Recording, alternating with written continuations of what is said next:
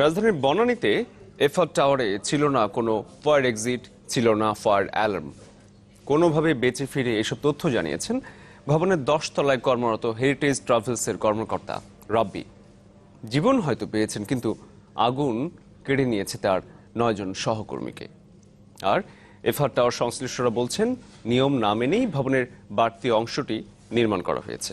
তবে FR tower owners সোসাইটির সভাপতিকে ফোনে বারবার যোগাযোগের চেষ্টা করেও পাওয়া যায়নি। মোর্শেদ হাসিবের রিপোর্ট।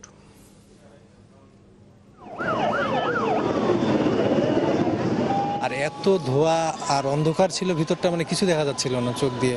পাশে পাইপ আর এক পাশে এসির ইনডোরটা ধরে আমি আস্তে আস্তে নামতে চেষ্টা করি নিচে। 13 তলা থেকে আমি 6 তলা পর্যন্ত নেমে আসতে পারছিলাম। তো 6 তলাতে নামার পরে তারপরে নিচে যাওয়ার আর কোনো স্কোপ ছিল না, মানে ওয়ালটা একবারে প্লেন ছিল।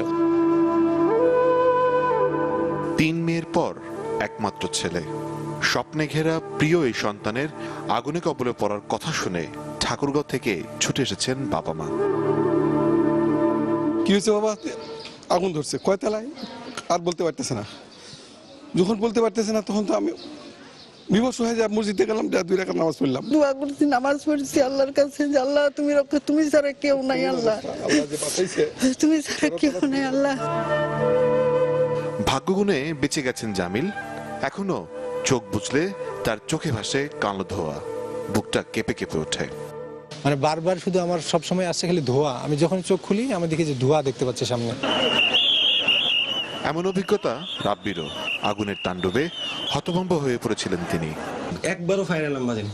ধোঁয়া পাইলেই অটোমেটিকলি পানি ছড়ায় যাবে চারপাশে, এটা নাই। আপনার যে ইমার্জেন্সি এক্সিট নামে যে সিঁড়িটা তারা বানায় রাখছে, একদম গ্রাউন্ড ফ্লোর থেকে, আন্ডারগ্রাউন্ড ফ্লোর থেকে শুরু করে একদম 22nd ফ্লোর পর্যন্ত যেটা বানায় রাখছে, এটা কিছু কিছু ফ্লোরে আমি নিজে দেখছি লক করা। আর স্বামী সন্তানের জন্য দিশেহারা হয়ে পড়েছিলেন রাব্বির মা। আরো ওরা বুঝতাম না শ্বাসকষ্ট, মানে এত ধোঁয়ার কারণে মানে মনে হয় নাই। তখন তো ভাবছি যে মানে বাপ তো নেই, আমার ছেলে কি করতেছে ভিতরে, আমার ছেলে কি করতেছে, আমি শুধু আমার ছেলের ফোন দিতেছি। বেঁচে গেলেও রাব্বি আর জামিলের আছে পাহাড় সমান কষ্ট। কারণ এই আগুনে 9 সহকর্মীকে হারিয়েছেন তারা। যে প্রতিষ্ঠানে কাজ করতেন সেই হেরিটেজ ট্রাভেল এজেন্সির মালিককে বহুবার ফোন দিয়েও পাওয়া যায়নি।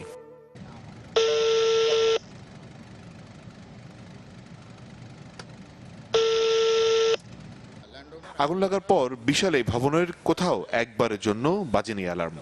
সেটা প্রপারভাবে লিখিত আছে যে রাজুকের নিয়ম কানুন মেনে তারপরে করতে হবে, কিন্তু তারা এটা কি ল্যান্ড ওনার না করার পরও যারা বিল্ডিং বানাইছে তারা বানাইছে? হ্যাঁ, রূপায়ণ।